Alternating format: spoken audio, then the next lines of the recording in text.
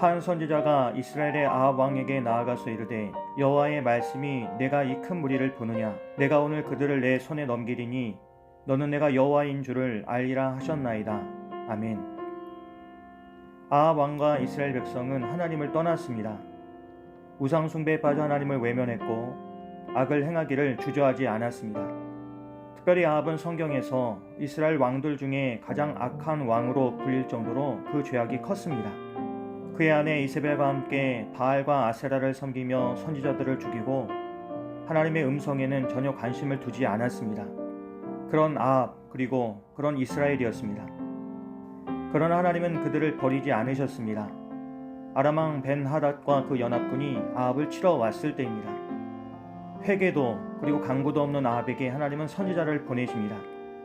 그리고 내가 이 큰 무리를 오늘 내 손에 넘기리니 너는 내가 여호와인 줄을 알게 될 것이라고 말씀하십니다.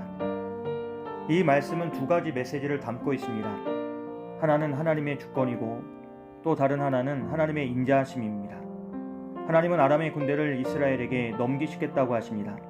그 말씀 속에는 전쟁이 아합의 능력이나 이스라엘의 힘에 달린 것이 아니라 오직 하나님께 달려 있다는 분명한 선언이 담겨 있습니다.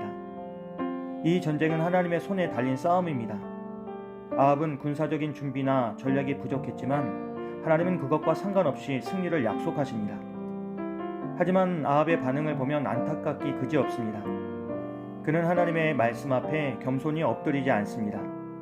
그는 대신 누구를 통해 그렇게 하시겠느냐고 묻습니다. 믿음의 반응이 아니라 계산적인 태도입니다. 하나님의 계획을 들은 후에도 그는 누가 싸움을 시작하겠느냐고 묻습니다. 그의 관심은 하나님의 뜻보다 전쟁의 유불리에 있었고 하나님의 명령보다는 자기 위치와 책임에 더 민감했습니다. 그러나 하나님은 그럼에도 불구하고 아합에게 선제 공격을 명령하십니다. 하나님의 명령은 분명했습니다. 아합이 직접 싸움을 시작하라는 것입니다. 그런데 문제는 이스라엘의 전력입니다. 각 지방 고관들이 거느린 사병은 고작 232명으로 이스라엘의 모든 군인을 다 합쳐도 7,000명이었습니다. 베나닷이 이끄는 아람의 연합군과는 비교도 되지 않는 수치였습니다. 그런데 하나님은 전혀 다른 전략을 말씀하십니다. 숫자적으로 적을 경우에는 보통 야간 기습작전을 펴는 것이 유리하겠지만 하나님은 정오에 싸우러 나가라고 말씀하십니다. 정오는 하루 중 가장 뜨겁고 사람들이 가장 느슨해지는 시간이었습니다. 그런데 그때 하나님께서 나아가라고 말씀하시는 겁니다. 인간의 눈에는 불리하고 무모해 보이는 시간이었지만 그때 벤하닷과 그 연합한 왕들은 장막에서 술에 취해 있는 상황이었습니다. 하나님은 그것을 알고 가장 적절한 때에 아합에게 나아가라고 말씀하신 것이었습니다. 그리고 아합과 이스라엘이 순종하여 나아갔을 때에 하나님은 친히 그 전쟁을 이끄셨습니다. 결국 벤하닷과 그의 군대는 혼비백산하여 도망치고 이스라엘은 승리를 거두게 됩니다. 하나님께서 이 전쟁을 통해 하시고자 한 메시지는 명확합니다. 너는 내가 여호와인 줄 알리라.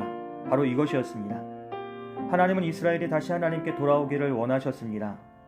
승리를 통해 그들의 마음을 돌이키시고자 하셨습니다.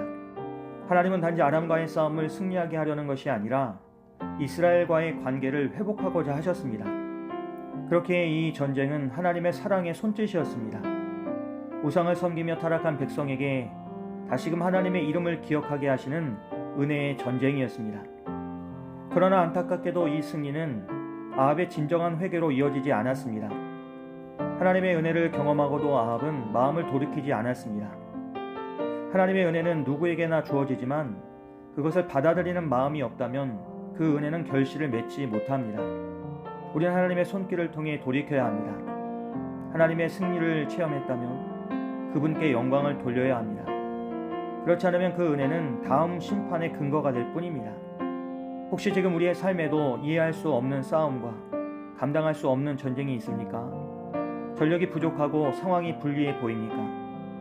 그렇다면 바로 그때가 하나님을 바라볼 시간입니다. 하나님은 우리가 회개하기도 전에 먼저 찾아오시는 분이십니다. 우리가 아직 하나님을 향해 나아가지도 않았을 때에 먼저 말씀하시는 분이십니다. 믿음으로 한 걸음 순종하면 하나님은 그 싸움의 주권자가 되어주십니다. 우리가 할 일은 하나님의 말씀을 신뢰하고 그분의 명령에 순종하는 것입니다. 하나님은 우리의 조건과 능력을 보시지 않으십니다. 오직 하나님의 손에 우리를 맡길 때에 하나님은 기적 같은 승리를 우리에게 허락하십니다. 오늘도 그 하나님을 믿음으로 바라보며 순종함으로 힘차게 하루를 시작하는 우리 모두가 되시길 주님의 이름으로 간절히 기도합니다. 은혜가 충만하신 하나님, 오늘 우리도 그 은혜 앞에 서게 하시니 감사합니다. 우리의 믿음 없음과 불순종을 주님 앞에 내려놓습니다. 세상의 계산보다 하나님의 말씀을 늘 먼저 따르게 하시고 우리의 조건보다 주님의 능력을 신뢰할 수 있는 우리들 되게 도와주시옵소서. 예수님의 이름으로 기도합니다. 아멘.